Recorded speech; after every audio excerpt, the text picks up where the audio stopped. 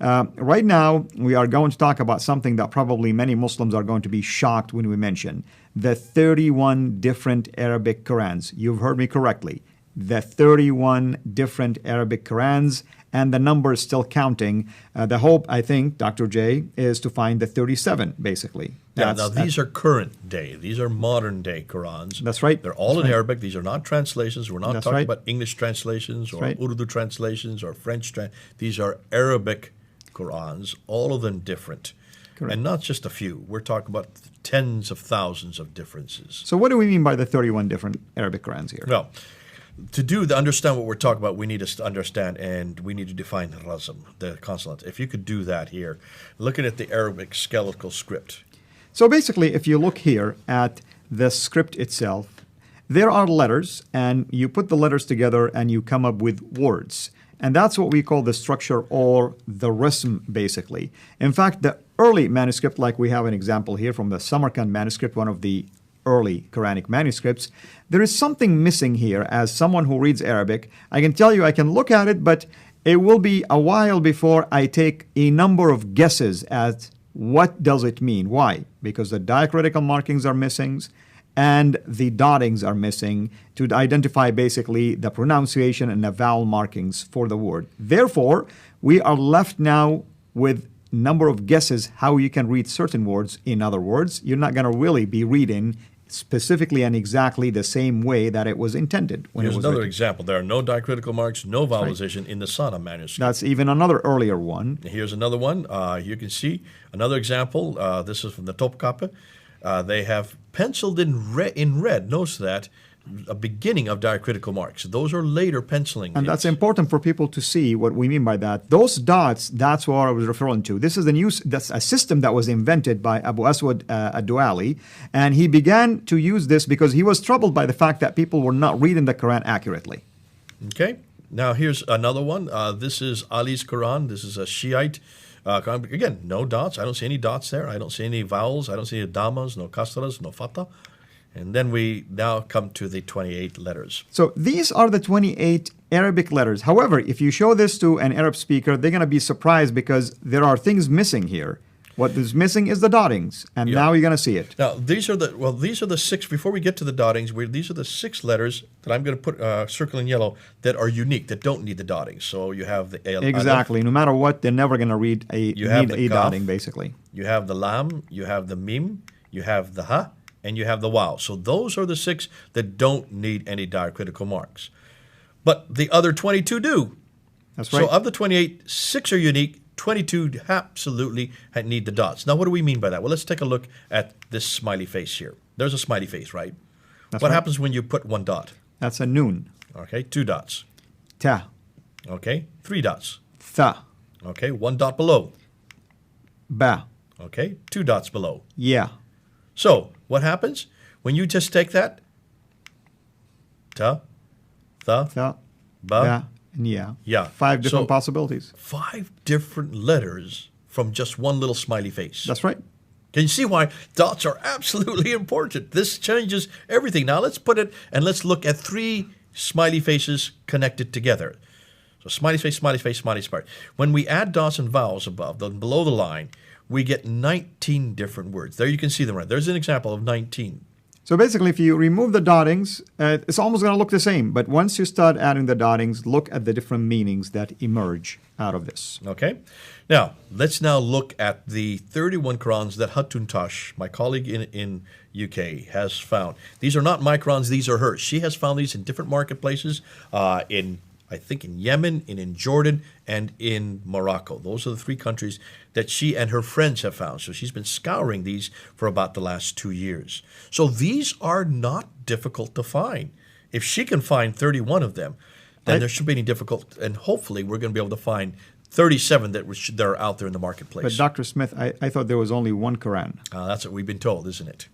It looks like there's 31. Now, people say, this is not a big problem.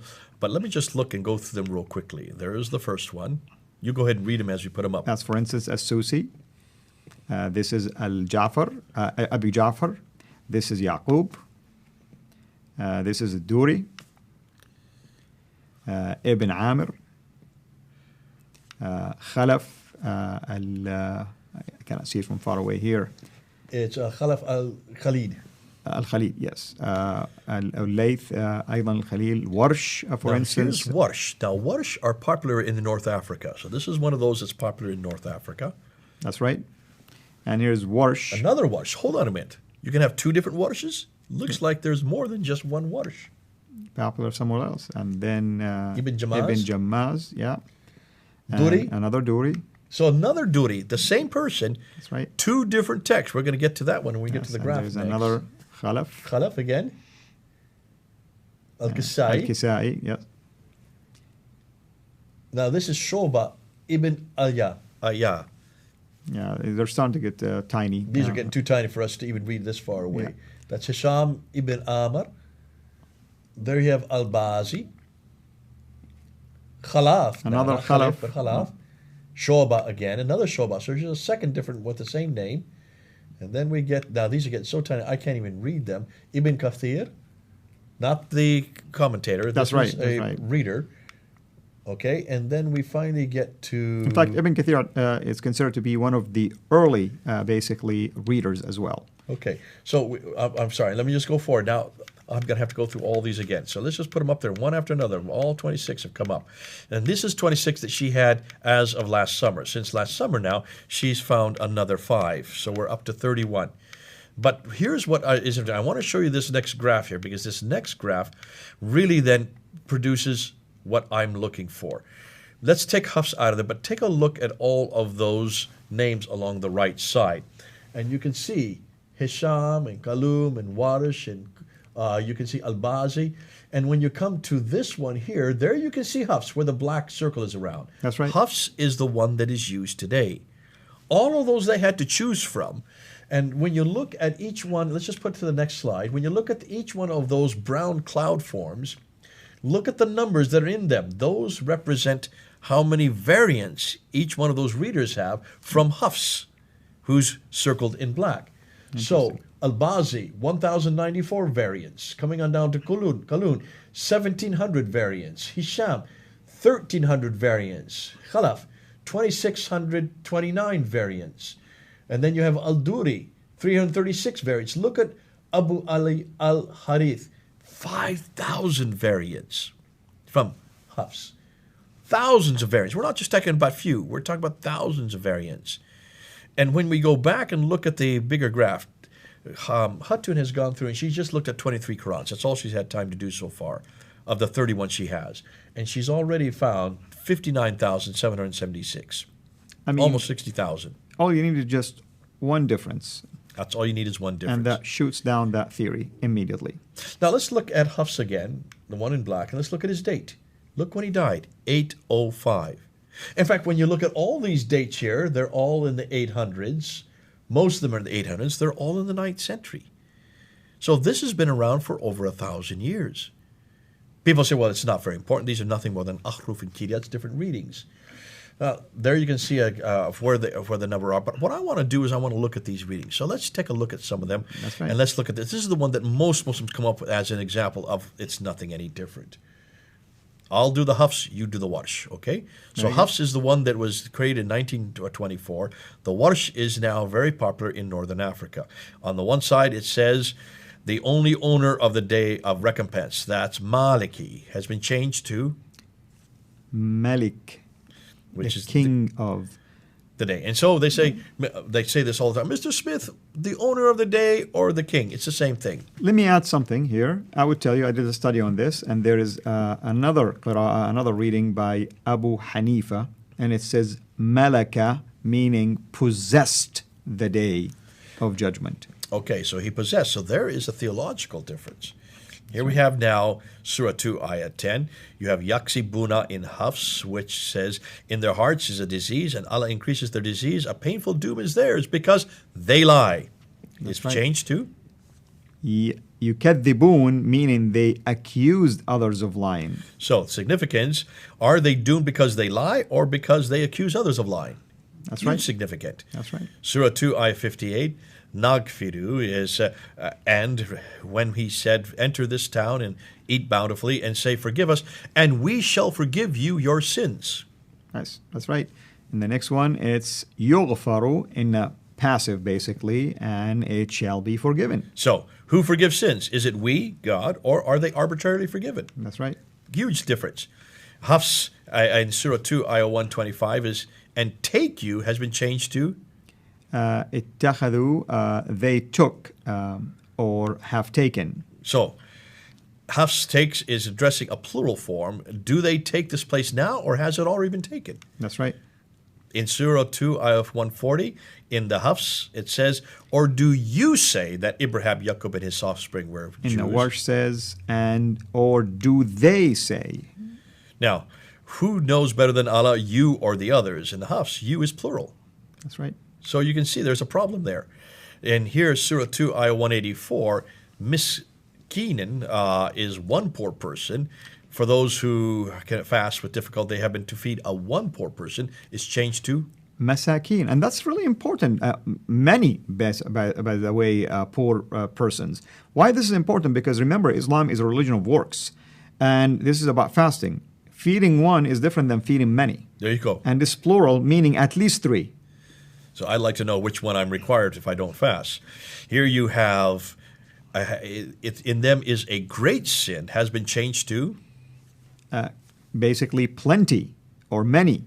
And here is a great example of what we were talking about, the dotting. Because in one, the dot was below, here, three above. That's what makes the difference here. So is drinking wine and gambling a great sin or plenty of sin? So you can see that would have a huge significance. Surah 33, Ayah 68 has been cursed them with a great curse, or in the case of Warsh, much curses or many curses. Let's go on. Here you have dafu, which is repelling. Allah's repelling some has been changed to? Allah defending. Well, so did Allah repel some men, or did Allah defend against men? What action did Allah use? That's Repel, right. which is offensive, or defend, which is defensive. That's right. Now we get to Surah 2, 2, Ayah 270. And there you have, I'm just gone beyond myself. Let's go back one. It doesn't seem to want to work right now. You have lahaa, for her Lord made her grow in a good manner and put her under care of Zakaria. This is talking about Mary. That's right. It has been changed in the Warsh to he, Zakaria, basically, or Zakaria, I should say, took charge of her. So did Allah put Zakaria in charge of Mary, or did Zakaria take charge himself? So one is active, one is passive. There you go.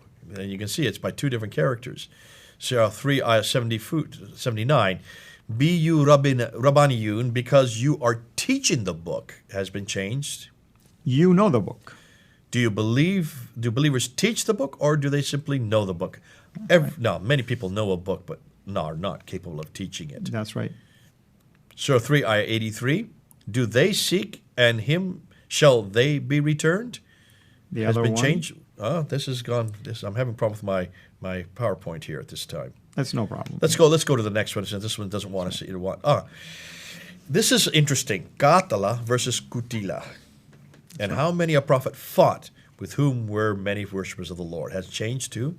How many prophets were killed? Did the prophet simply fight, or were they killed? Now, if I were a prophet, I would rather fight than be killed, as the former survives. That's right. Surah 6, Ayah 115. Is the word of God fulfilled, or the words of God fulfilled? The singular Hafs word doesn't agree with the plural form of the second sentence. So there you have a grammatical mistake. Absolutely. And now, are we talking about, what do we mean by words? That like the whole book, basically, or a specific passage, or a specific word if it is in a singular? Now, I've got 70 of these, and we could continue on and on and on. I think we can stop right there. Absolutely.